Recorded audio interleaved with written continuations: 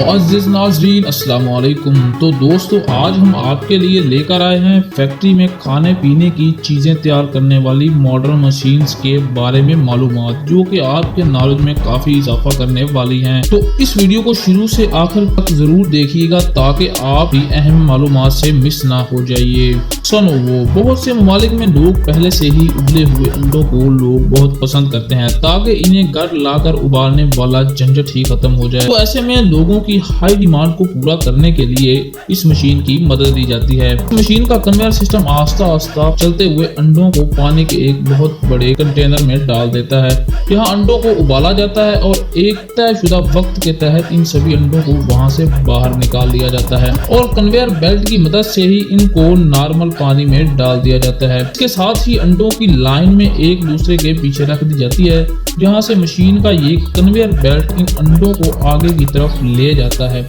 और यहाँ आता है इस मशीन का मेन हिस्सा जहाँ अंडों के ऊपर से छिलके को उतारा जाता है। तो मशीन काम को इस रफ्तार से और सफाई से करती है जैसे कोई जादू कर रही हो। यह मशीन इन छिलकों को इतनी महारत से उतारती है कि किसी अंडे को कोई भी नुकसान नहीं पहुँचता और ये मशीन अपने दूसरे हिस्से से इन छिलकों को बाहर निकालती जाती है। पिल्स ऑनियन, दुनिया में बहुत सी ऐसी कंट्रीज हैं जिनके लिए प्याज तोड़ना रुला देने वाला काम होता है। ऐसे हालात में वो लोग बाजार से रेडी टू डायरेक्ट खरीदना पसंद करते हैं। खेतों से इन प्याज को फैक्ट्री में लाने के बाद एम्प्लॉइज की मदद से इनको छान कर अलग अलग कर लिया जाता है। इसके बाद प्याज कन्वेयर की मदद से दो कटिंग ब्लेड के दरमियान से गुजरते हैं जो कि इस प्याज के ऊपर वाले और जड़ वाले हिस्से को काट देते हैं।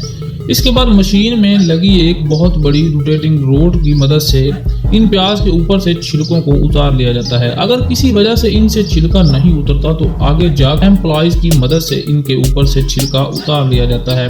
इसके बाद इन प्याज को पानी से अच्छी तरह साफ किया जाता है। इसके बाद ये प्याज पहुंचते हैं मेन मशीन के पास। इसमें एक एम्प्लॉय प्याज को इनके निशामत के मुताबिक मशीन के अलग अलग पाइप्स में डालता जाता है। यहाँ पर शार्प ब्लेड लगे होते हैं जहाँ पर ये प्याज को बारीक स्लाइस में काट देती हैं जिसको बाद में छोटे छोटे बॉक्स में डालकर मार्केट में भेज दिया जाता है। यहाँ पर इस फैक्ट्री में प्याज को सिर्फ स्लाइस ही नहीं बल्कि दूसरी मशीनों में बारीक बारीक भी काट लिया जाता है और बाजार में बेच दिया जाता है। कैटो 27, दोस्तों आप लोगों ने कभी ना कभी कोन आइसक्रीम तो खाई ही होगी जो कि खाने में भी बहुत मजेदार होती है। यहाँ इस मशीन में सभी कोन को एक लाइन में रख दिया जाता है। ठीक इनके ऊपर लगी नोजल्स इनमें एक ही मिकदार में आइसक्रीम भरती चली जाती है।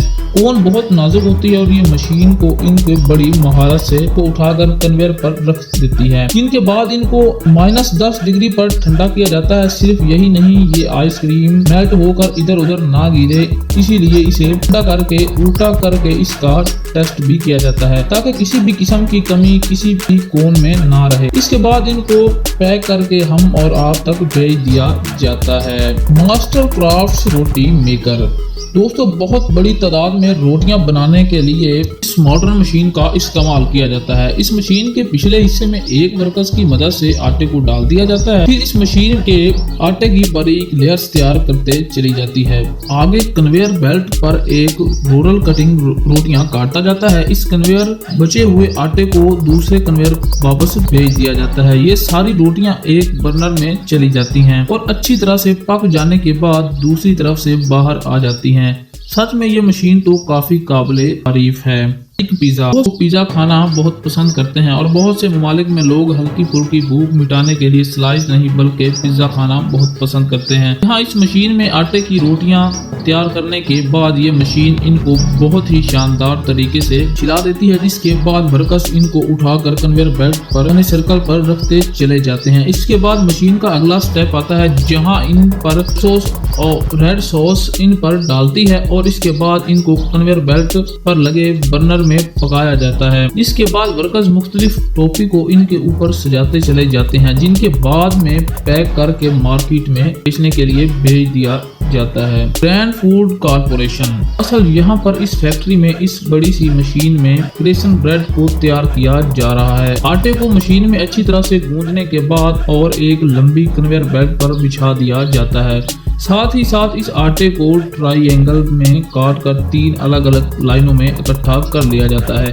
आटे के टुकड़े आगे पीछे ही को एक रोलर मशीन इन्हें रोल करके इनकी एक खास शेप देती है। इन्हें एक ट्रे में डालकर पकने के लिए ओवन में डाल दिया जाता है, जिसके पकने के बाद ये क्राइशन ब्रेड बहुत ही सुनहरे रंग के हो जाते हैं, जिनको बाद में मशीन के आखिरी हिस्से में पहुंचा दिया जाता है, जहां इनको पैकेट्स में पैक करके बाजार भेज दिया जाता है। दोस्तों, आपको कौन सी मशीन अच्छी लगी हमें कमेंट्स में जरूर बताइएगा। अगर आप रहमानी स्टूडियो पर न्यू हैं तो रहमानी स्टूडियो को सब्सक्राइब कर लें ताकि आने वाली इंटरेस्टिंग वीडियो आप तक आसानी से पहुंच सके।